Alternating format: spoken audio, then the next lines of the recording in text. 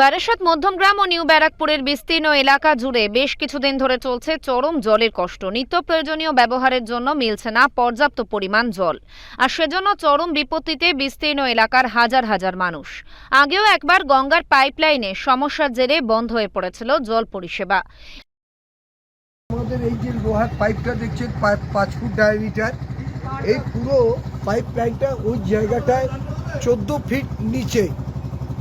এই যে মুড়াগাছার যে ফ্লাইওভার রিটেনিং ওয়ালটা আছে 14 ফিট নিচের আমাদের এই পাইপ লাইনের উপরে আছে। ওই জায়গাটা বারবার মানে এই লোডটা নিতে পারছে না। এটা হয়তো টেকনিক্যাল বিষয়। এক্সিকিউটিভ ইঞ্জিনিয়ার সাহেব আছেন কেএমডিএর ওয়াটারের, তিনি বলতে পারবেন। এবারে আবারও ফের কল্যাণী এক্সপ্রেসের উপর তৈরি ফ্লাইওভারের মুড়াগাছা এলাকায় 14 ফুট নিচে টিটাগড়ের দিক থেকে আসা গঙ্গার বৃহৎ আকৃতির পাইপ লাইনে ক্ষতির জেরে ফের জল বন্ধ রেখে পাইপলাইন ঠিক করার কাজে নেমেছেন স্থানীয় প্রশাসন সহ ইঞ্জিনিয়াররা। জেসিবি দিয়ে পকেট করে জল নিষ্কাশনের কাজ করা হচ্ছে ক্ষতিগ্রস্ত দুই জায়গায়। এরপরই পাইপলাইনের ক্ষতিগ্রস্ত অংশ ঠিক করে তবে আবারও জল পরিষেবা স্বাভাবিক হবে বলে মনে করা হচ্ছে। ইতিমধ্যে যুদ্ধকালীন পরিস্থিতিতে চলছে সেই কাজ। দুটি দলে ভাগ করে মুড়াগাছা এবং আরেক দল সাবস্টেশনের কাছে কাজ চালিয়ে যাচ্ছে বলে জানান দায়িত্বপ্রাপ্ত ইঞ্জিনিয়ার।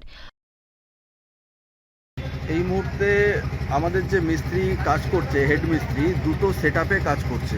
একটা সেটআপ সকাল থেকেই ছিল, তাতে 8 থেকে 10 জন, আর একটা 10 জনের সেটআপ। দুটো সেটআপ নিয়েই আমাদের কাজ চলছে এবং অল্টারনেট ওয়েতে একটা সেটআপ ওইখানে কাজ করছে, যেটা এর আগে দেখলেন সাবস্টেশনের সামনে, আর একটা সেটআপ কাজ করছে আমাদের এই মুড়াগাছার এখানে। দুটো সেটআপেই কাজ করছে আমাদের কন্টিনিউয়াসলি, কাল থেকেই কাজ চলছে এবং অনেকটাই 60% কাজ আশা করি হয়ে গেছে। 40% কাজ পাইপের ভিতরে গিয়ে দেখব কি সিচুয়েশনে আছে।